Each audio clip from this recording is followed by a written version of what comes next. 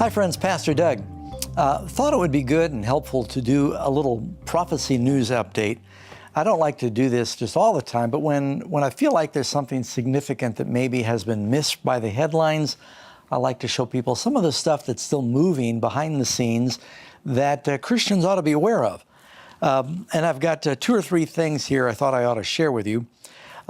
First of all, something that I think a lot of people may have missed is this appeal that's been made by an ecumenical group, and this was in June this year, to Pope Francis to lift the excommunication of Martin Luther, and in this way open the door to a new gesture of Catholic-Lutheran reconciliation.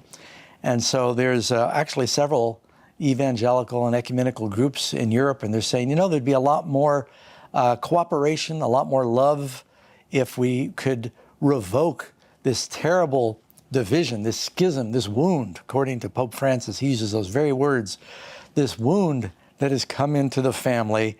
If we could apologize for or take back the battle that took place between Martin Luther back in 1520 and Pope Leo X. Martin Luther posted his thesis on the door. The Pope read that, and he was sort of outraged, and the Pope sent a letter to Luther and Melanchthon. They rejected completely 41 of Luther's theses as errors that were either heretical, scandalous, false, offensive to pious ears, or seductive of simple minds, and against Catholic truth. And they gave Luther 60 days to recant, take it back, or face excommunication. Luther subsequently retaliated, and he declared whoever wrote this bull, he is Antichrist, and it is a sacrilege and blasphemy of Christ. 60 days after the publication, Luther and his fellow reformer, Philip Melanchthon, burned in Wittenberg a copy of the bull, along with papal constitutions and books of canon law and scholastic theology. And so they're going back, they're hurling insults and anathema against one another.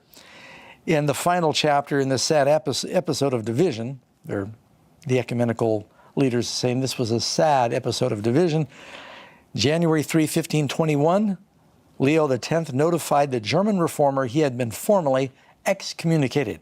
Of course, he had been a priest and a doctor of theology and teacher of the law there in the Catholic Church, actually, in Wittenberg. And so now they're saying, if Pope Francis can take the lead in retroactively withdrawing that excommunication, and if the Lutheran leaders would withdraw what they did. And so they're urging both parts to recall these condemnations that were hurled at each other, seeking for unity.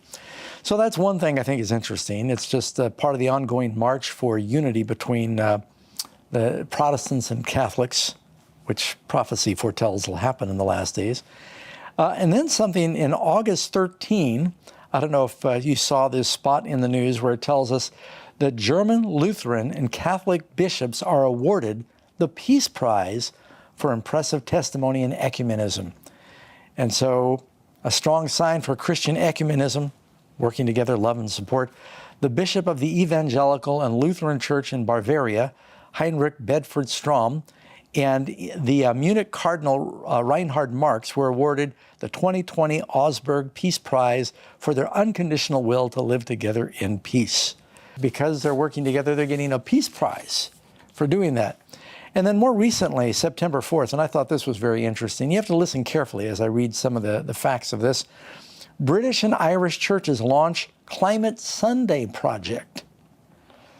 Marking the start of the annual season of Creation Tide, the Climate Sunday initiative begins this weekend with local churches across Britain and Ireland holding climate-focused services to explore the theological and scientific basis of creation care and of action on climate, to pray and to commit to action. They want to take some action on what the churches can do regarding the climate change.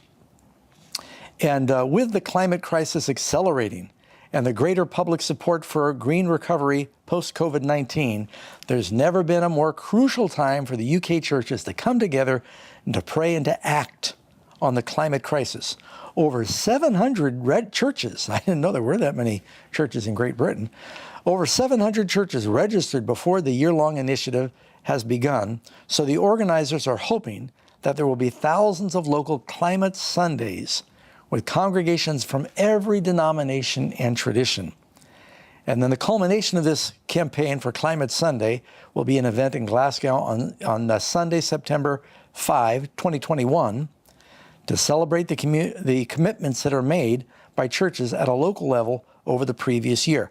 Now, the reason I share this with you is you've seen some of our previous broadcasts where we've read the newspaper headlines. I think I must have a dozen of them, of major newspapers, everything from the Jerusalem Post to the New York Times, that are saying what we've learned from the pandemic is that as we cease our busyness and our work, that the environment seems to recover. And it would be a good idea to at least every Sunday, one day a week, if everybody from every religion, even atheists, if we would all commit to a climate-friendly Sunday, a green Sunday. They've got different terms for it.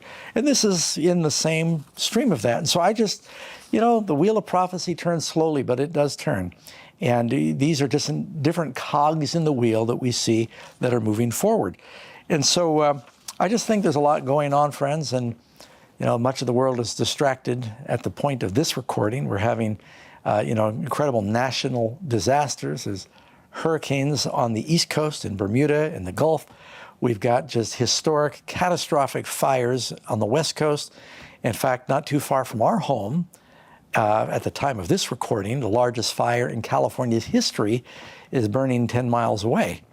And you know what the governor said just today? He stood up, and Governor of California stood with the President of the United States, not too many miles from where I'm recording right now, and they were debating on whether this is bad forestry management or climate change that is causing these fires. And I realize there are climate issues. I know that there are pollution problems in the world today. You can see that the growth of population and the resources and the sprawl does have an effect on the environment. And now we see these fires that are just so hard for the firefighters to stop.